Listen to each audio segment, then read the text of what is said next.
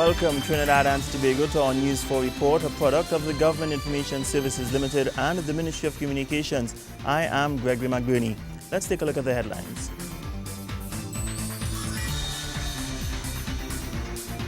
Phase 1 of construction work of the Shogunas main campus of Costa to commence next week.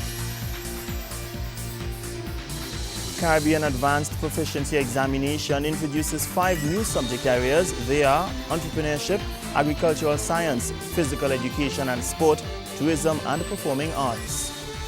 And the National Security Minister outlines national security methodologies and public safety mechanisms to ensure citizens' well-being. Welcome and thank you for joining us. The Caribbean Advanced Proficiency Examination, CAPE, has introduced 5 new subjects to its syllabus here in Trinidad and Tobago. The additional target-specific areas of the study are set to target the job market of the Caribbean.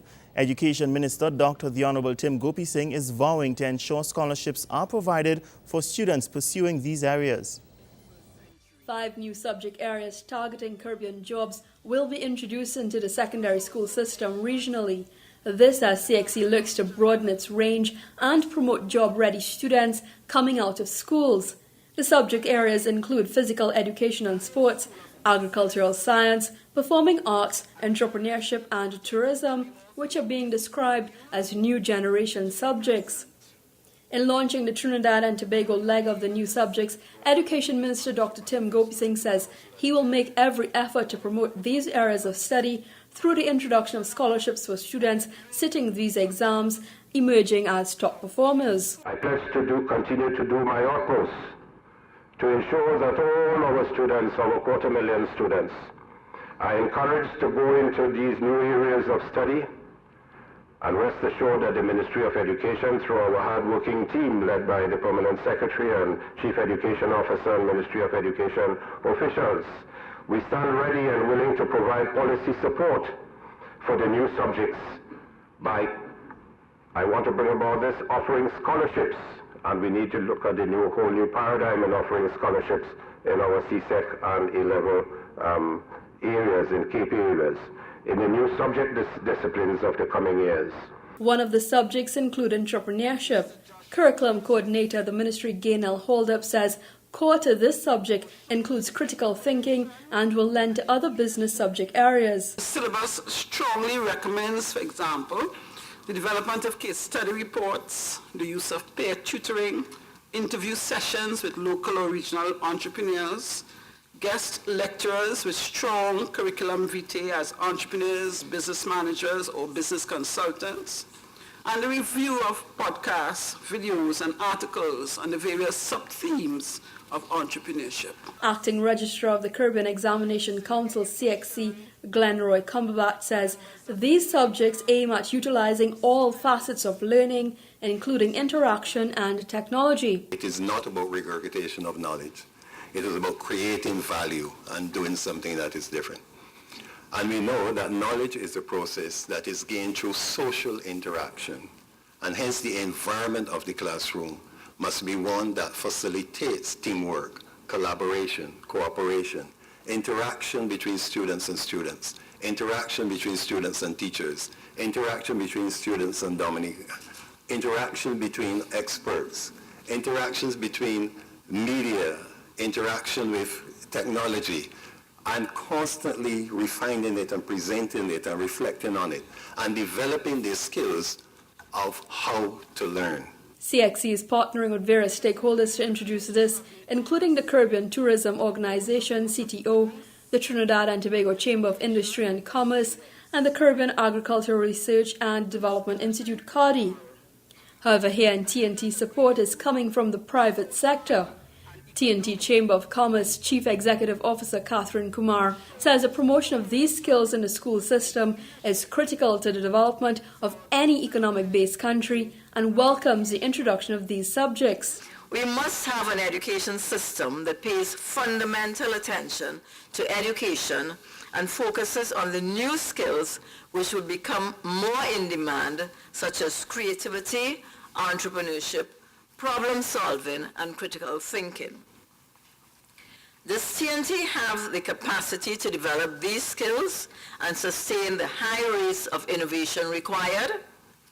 We say yes, but the education curriculum must include the teaching of these skills. The introduction of the 5 new subjects follows the launch of digital media in September 2013, bringing the total number of subjects offered at CAPE to 30.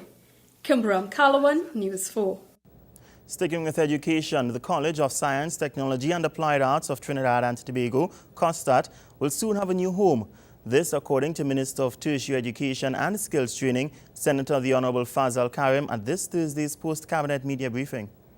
Speaking on the relocation of COSTAT, Minister of Tertiary Education and Skills Training Fazal Karim says the university's city campus will be moved from Melville Lane in Port-of-Spain to Pier Road in Chaguanas. He reveals the plans for phase 1 of the relocation process is ready to proceed. Cabinet today confirmed the minute for the establishment of the main campus of COSTAT, the College of Science, Technology, Applied Arts of Trinidad and Tobago, in Chaguanas. To be more specific, Pier Road, sometimes referred to as Connector Road, between the points of Charleville and the Chaguanas Main Road. This is on a parcel of land comprising 30 acres, and the final project cost estimated for phase 1 is $167,993,059.66, VAT inclusive. Minister Karim says the first phase of construction will commence as early as next week. Phase 1 of the project comprises a 3-story reinforced concrete building with space for inter alia, administrative facilities, laboratories, classrooms, management facilities, student support services, and a library, inclusive of all services, furniture, fixtures, and equipment, and all necessary external works, with a total nominal floor area of 65,000 square feet. We expect that the start of construction will be very shortly, and in fact I have asked COSTAT to commence civil works as of next week, Wednesday morning. The move will be made as soon as possible, as the cost of keeping the campus at its present location is astronomical, with monthly rent at more than $1 million for 86,000 square feet of space spanning 3 different buildings. The college pays approximately $13,473,108 annually for access to approximately 86,000 square feet of office and classroom spaces.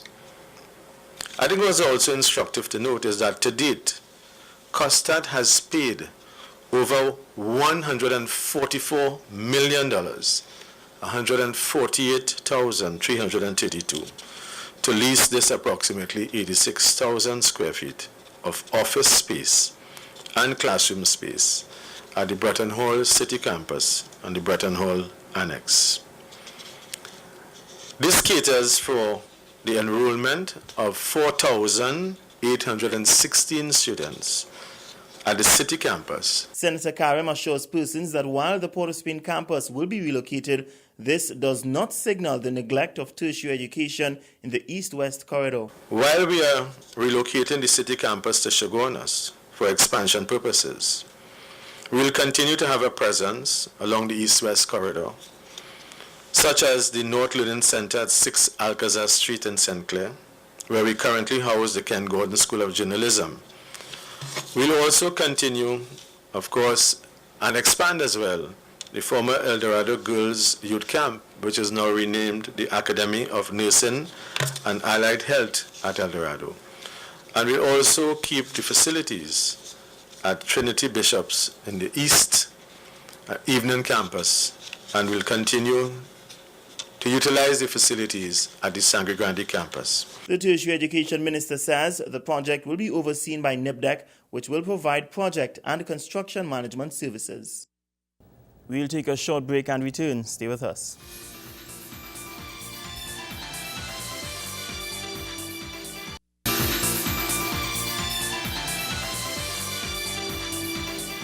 The National Security Minister is ensuring that citizens are properly informed on matters relating to national security and public safety. This follows concerns from members of the public stemming from a number of recent developments. Minister of National Security, Senator the Honourable Gary Griffith, has responded to a number of security concerns currently engaging the public's attention. These include the nationals in Venezuela, the National Alert System, the Police Complaints Authority, the National Operations Center, the DEA drug bust, gangs and gang leaders, support for police work, and the low detection rate. Regarding the nationals in Venezuela, Minister Griffith reassured citizens that the government has been doing everything diplomatically possible to assist the party of Trinidad and Tobago nationals currently detained in Venezuela. He stated that the sovereignty of Venezuela must be respected and that all due investigations must be allowed to run their course with respect to the constitutional laws of Venezuela. In response to the implementation of the National Alert System, Minister Griffith stated that this type of system is done in many metropolitan countries and confirmed that the Ministry of National Security received approval in December 2013 to implement a national alert state, public warning and information policy. This policy will allow for the timely and appropriate response of all security and emergency agencies or entities, key government officials, and members of the public to act with authority in an appropriate, coordinated, and reliable manner in the event of any hazard, threat, or incident that can affect national security. On the matter of leaked reports, the minister said his concern is the leak of information from different arms of law enforcement agencies, and this is why he is introducing classification of information. If these types of leaks are not stopped, it not only affects institutions but also breaks down public trust and confidence, which is critical to ensure a reduction in crime. He highlighted all the good work that the National Operations Center was doing over the last year. He stated that the center was the catalyst for synergy, trust, joint training, and the sharing of information in real time between all the arms of the defense, law enforcement, and protective services in the country. It was a step in the right direction in this country's fight against crime, in that we are now seeing a more coordinated approach to solving crimes involving all arms of law enforcement. Minister Griffith described the country's fight against crime and criminal activity as a war and stated that the country's homicide rate was due to sophisticated gangs and gang members and their willingness to commit all manner of crimes, including murder, to achieve their nefarious intentions. He indicated that gangs are responsible for the over 250 to 400 murders and that as Minister of National Security, he was going to put a stop to this and go after the gang leaders and hit them hard. He stated that his job was to cut their financial supply and by doing so would give the law enforcement agencies the ability to confront them head-on. The National Security Minister continued by saying that our law enforcement officers cannot go out and perform at optimum if they don't have the proper tools, training, experience, and the administrative and logistic support. The minister intends to provide all the necessary tools and logistical support that our officers need to bring gang violence to an end and bring criminals to justice. In answering criticisms concerning the low detection rate, he defended the work of the police and further stated that the ultimate weapon used to bring criminals to justice was human intelligence. To increase the detection rate, the minister said that the country's law enforcement officers need the full support of all the communities across Trinidad and Tobago. The minister also underscored the role of the media in being more responsible when reporting on matters of national security. Minister Griffith concluded by throwing his full support behind all law enforcement agencies who are working tirelessly to bring criminals to justice every day and working for the good of every law-abiding citizen of this country. He remained confident that all law enforcement agencies are doing what is required to bring ongoing investigations, including that of the murder of Dana Sitahal, Senior Counsel, to a speedy resolution, and asked that the public allow the country's law enforcement to do their jobs. Nikolai Edwards, News 4.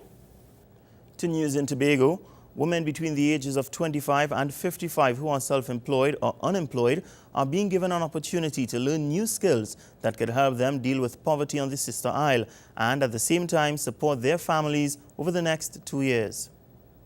The Women for Women project was launched recently under the Ministry of Tobago Development's HOPE program, which stands for Helping Our People Elevate.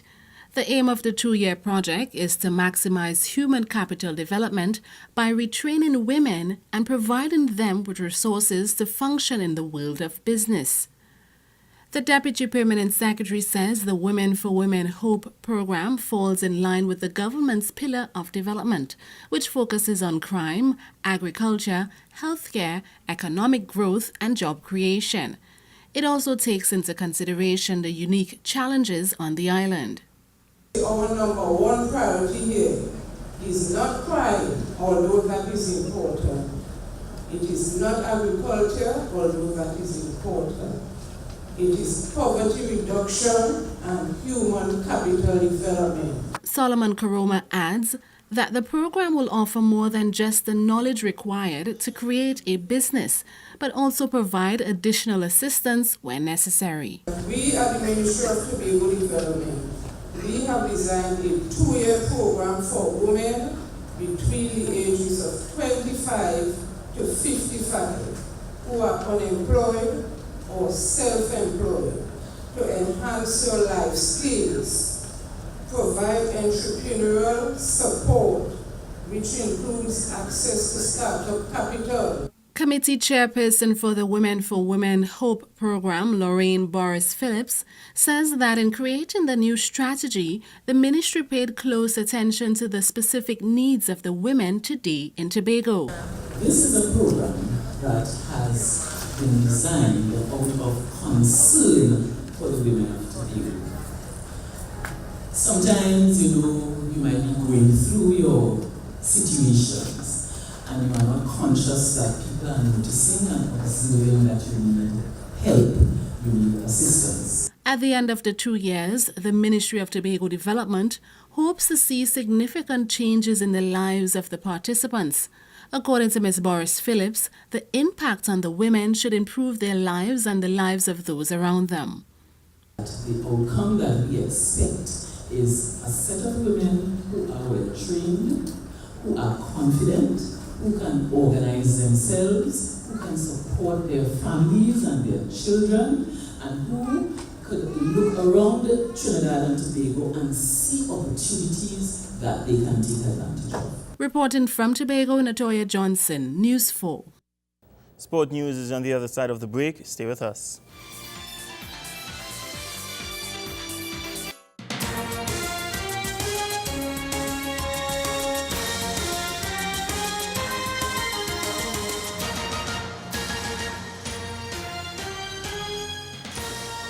Secondary school cricket may have found the next Brian Lara. National Under-15 captain Kristen Kalicharan scored an unbeaten 404 runs not out on Monday to lead Vishnu boys to a massive victory over Valencia. The youngster undoubtedly earned comparisons to the West Indies legend as he led his team to a score of 548 for 1 in 35 overs in the Power Gen Secondary School Cricket League quarter-final. Kalicharan's long knock included 44 fours and 31 sixes. Offering congratulations to the right-handed batsman, the Honourable Anil Roberts, Minister of Sport, said, quote, "It not only takes skill and physical strength to deliver such an amazing performance, but clearly this young phenom has a level of mental discipline that belies his age. The innings reminds me so much of the drive and the discipline Brian Lara exhibited while he was at Fatima. I witnessed that firsthand as a student and now as minister. I see Kalicharan clearly signaling that he too has the potential to become one of the sport's greatest batsmen. I extend my heartfelt congratulations to young Kristen, his parents, coaches and his school." End quote. Vishnu Boys was the recipient of the 2012 Spirit of Sport Award for Best Performing School, not only for their sporting prowess, but also for the institution's academic achievements and the strength of character they instill in the young men who attended the college. The sports company and the Ministry of Sport also extend congratulations to Kristen on establishing a new record in the Secondary School Cricket League. We're anxious to see his continued progress and contributions to the gentleman's game for school and country. In more sports news, with the likes of Keston Bledman and a host of international athletes blazing the new track at the Larry Gomes Stadium, the Arima Invitational Challenge 2014 was a resounding success, and according to the Permanent Secretary in the Ministry of Sport, the ministry's support for the meet is set to continue. Wayne Cunningham has more in this report. The Arima Invitational track meet brought the excitement of athletic racing back to the Eastern Borough last weekend at the Larry Gomes Stadium, and there were some blistering performances from the seniors as well as the youths. Mr. Ashwin Creed, Permanent Secretary in the Ministry of Sport, was clear on the meet's future as he addressed the fans prior to the start. This meet will continue year after year.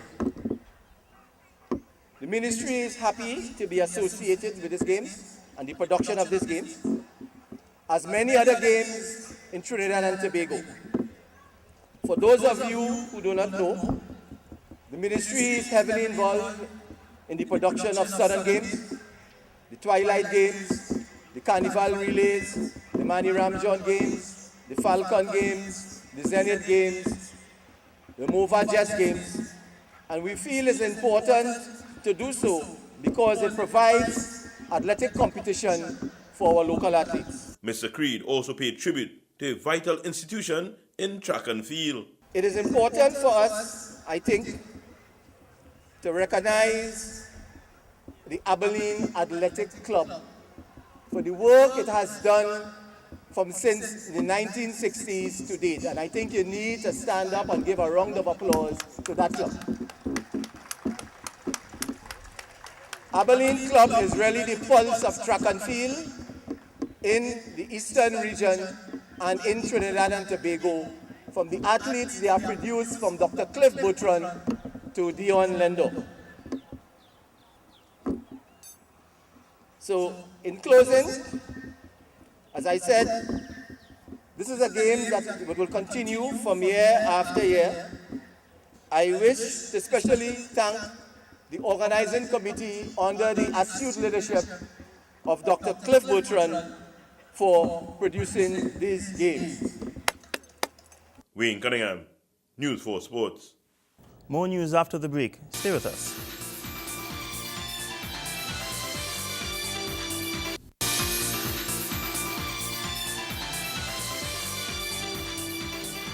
The Ministry of Works and Infrastructure is advising the general public that there will be a temporary disruption in traffic along the Gasparillo-Bonaventure Road in Gasparillo from Mario's Pizza to King Street. Works will commence on Thursday, May 15, 2014, between the hours of 8 p.m. to 4 a.m. for a duration of 1 week. The ministry says this is necessary in order to facilitate milling and paving works. Motorists are therefore advised to use Charles Street and other connecting streets to avoid the construction zones as much as possible.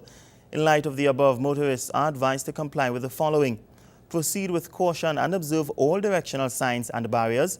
Comply with instructions from police officers on site to facilitate the safe flow of traffic in an orderly manner. Be aware of heavy equipment entering and exiting the site. Drive with caution on all milled surfaces, and motorists should drive at a reduced speed on approaching the work zone. The Ministry of Works and Infrastructure regrets any inconvenience caused and thanks the public for its cooperation. For further information, please view the Ministry of Works and Infrastructure's website at www.mowt.gov.tt, or you can call the Pure Unit at 628-2350 or 628-2256. Well, that's how we wrap up this edition of our News 4 report, a product of the Government Information Services Limited and the Ministry of Communications. Remember, you can view a repeat of our newscast on weekdays at 6 a.m. and feel free to visit our Facebook page, www.facebook.com/OurTV4. I am Gregory McBurney. Thank you for joining us.